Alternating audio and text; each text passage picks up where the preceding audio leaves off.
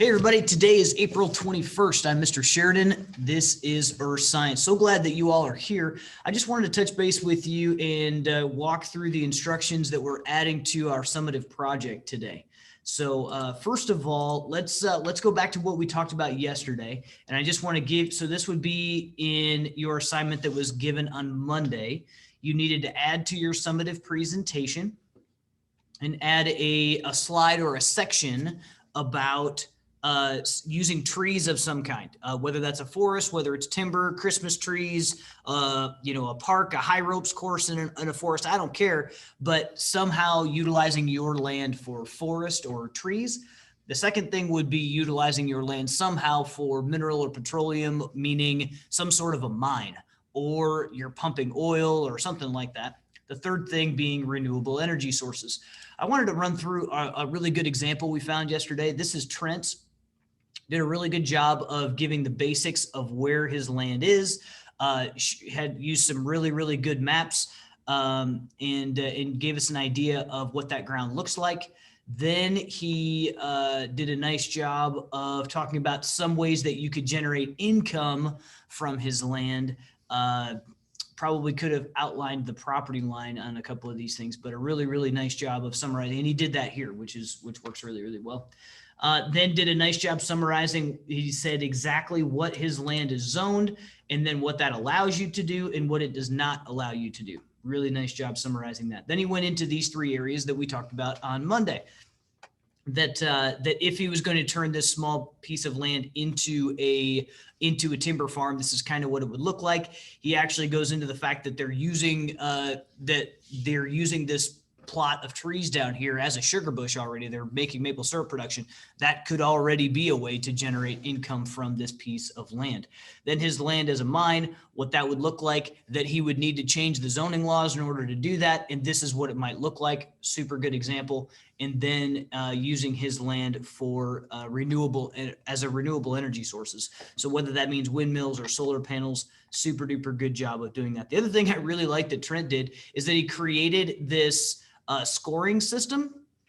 And what I would really like, and maybe he could expand on this just a little bit, is to kind of explain that a little bit more. And what I would like for everyone else to do, please don't just put 9 out of 10 and assume that I understand what your rating system is. Don't copy Trent. This is copyrighted for him. He did this. He came up with it on his own. That's his. So you all need to take some time and go through and figure out how you're going to represent, how good of an idea it would be to use your land in that particular way. So make sure that you come up with your own system for figuring out how good of an idea it is. And then, but this is a really good job of summarizing each of those three areas. So good work, Trent. Now, today we are going to add 3 new sections onto your project.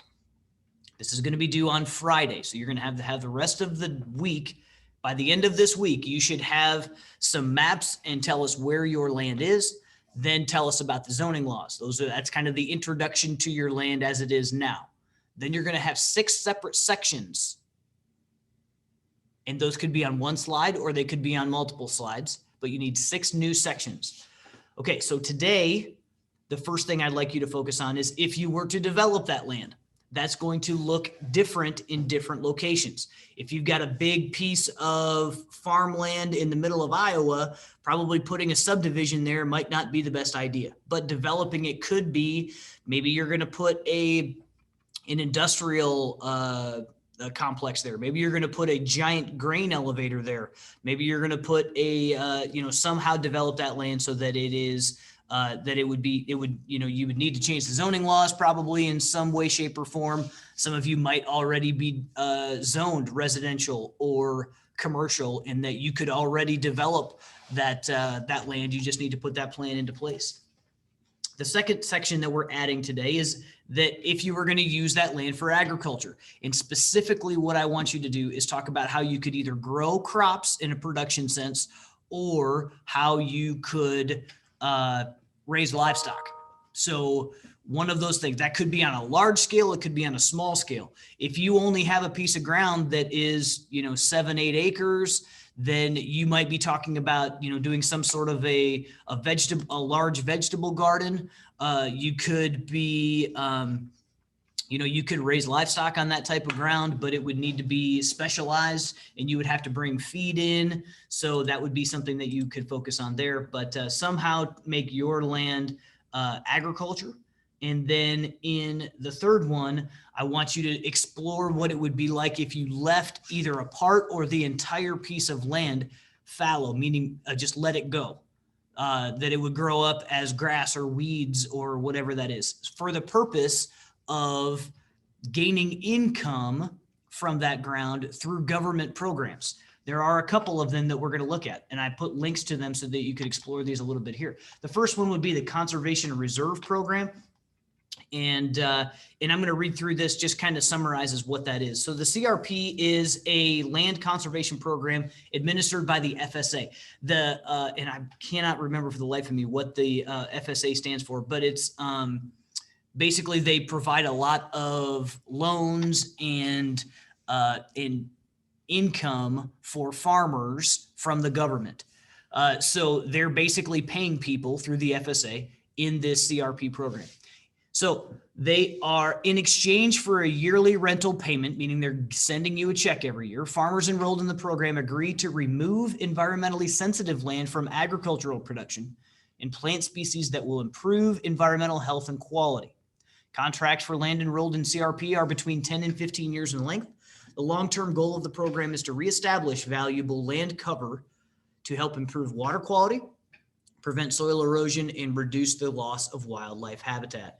So this program has been around for a while. If you drive down the road and you see on the edge of a farm field that there's like a barrier that's typically, I don't know that. So there's actually these fact sheets are usually pretty good too. So you can see here at the edge of this farmer's field, he's got a buffer. This looks like 100 feet or so that is between this woodland and his field or her field.